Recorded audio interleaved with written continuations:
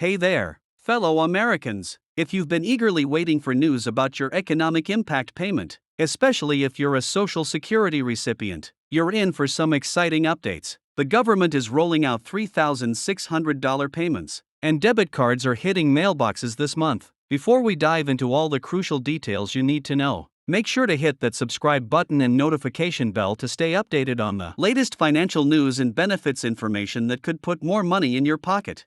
Let's get straight to the breaking news that's affecting millions of Social Security recipients across the country. The Internal Revenue Service, in collaboration with the Social Security Administration, has announced a significant development in the distribution of economic impact payments. Many Americans who receive Social Security benefits will be receiving their payments through preloaded debit cards, with amounts up to $3,600 being distributed throughout this month. But what does this mean for you? And how can you ensure you don't miss out on this important financial support? First, let's address the burning question on everyone's mind. Why are these payments being distributed via debit cards? The government has determined that debit cards are one of the most efficient and secure ways to distribute these funds, especially for individuals who don't have direct deposit information on file with the IRS. These cards, officially known as Economic Impact Payment (EIP) cards, are being issued by Metabank, N.A., the Treasury's financial agent, and are arriving in plain white envelopes from Money Network Cardholder Services. Many of you have been asking about eligibility requirements, and here's what you need to know. These payments are primarily targeted at Social Security recipients, including those receiving retirement benefits, disability benefits, SSDI, supplemental security income, SSI, railroad retirement benefits, and VA benefits. The amount you receive will depend on various factors, including your adjusted gross income from your most recent tax return and whether you have eligible dependents. But here's something crucial you need to be aware of. Some recipients have mistakenly thrown away these debit cards, thinking they were junk mail or scams. The envelopes don't look particularly official, which has caused confusion. If you receive an envelope from Money Network Cardholder Services, don't discard it. This could be your economic impact payment card containing up to $3,600 in funds. You might be wondering, what can I do with this debit card once I receive it? These EIP cards function just like any other debit card. You can use them to make purchases anywhere Visa debit cards are accepted, withdraw cash from ATMs, transfer funds to your personal bank account, or check your card balance online. The cards come with zero liability protection and FDIC insurance, ensuring your funds are secure. Another common question we're receiving is about the activation process. When you receive your card, you'll need to call the toll-free number provided in the welcome packet and follow the instructions to activate it. You'll be asked to create a 4-digit PIN and may need to provide some personal information for verification purposes. This security measure ensures that only the intended recipient can access the funds.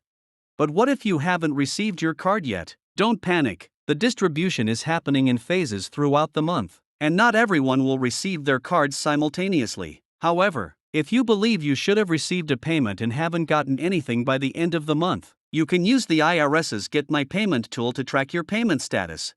Let's talk about some important safeguards you should be aware of. The IRS and Social Security Administration will never call, text, or email you asking for personal or banking information related to these economic impact payments. If someone contacts you claiming to be from these agencies and requesting such information, it's likely a scam. Always protect your personal information and report any suspicious activity to the appropriate authorities.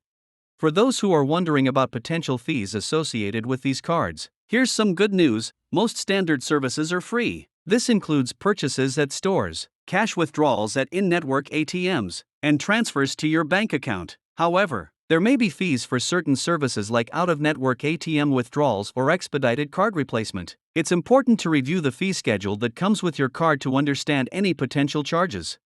Some recipients have expressed concerns about what happens if they lose their card or if it's stolen. Don't worry, you're protected. If your card is lost or stolen, contact the card issuer immediately using the number provided in your welcome packet. They can freeze your card to prevent unauthorized use and send you a replacement. Your funds will remain secure, and you won't be responsible for any fraudulent charges.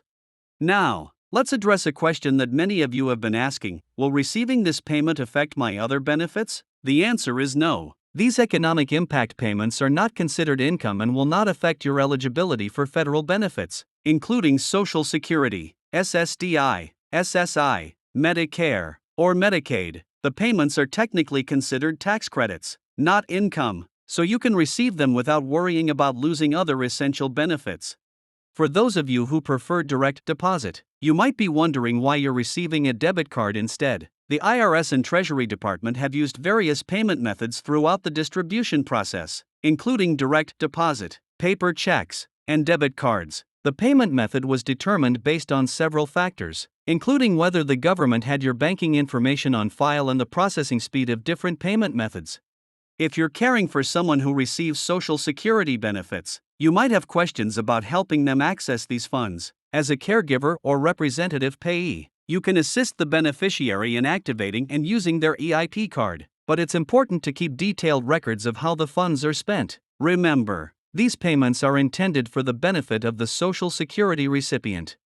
Some of you may be concerned about tax implications. Here's the good news: these economic impact payments are not taxable income. You won't need to report them on your tax return, and they won't increase your tax liability. However, you should keep the documentation that comes with your card for your records. For those who have already received previous stimulus payments, you might be wondering how this payment relates to those. These $3,600 payments are separate from previous stimulus payments and are part of ongoing efforts to provide economic support to eligible Americans. If you received previous payments, you may still be eligible for this current distribution. Looking ahead, many of you are probably wondering if there will be more payments in the future. While nothing is certain, it's important to stay informed about any new developments or additional support programs that may become available. That's why subscribing to this channel is so important. We'll keep you updated on any new information about economic impact payments and other benefits you might be eligible for. If you have multiple people in your household who receive Social Security benefits, each eligible person should receive their own payment. However, the timing of these payments may vary, so don't be concerned if household members receive their cards at different times.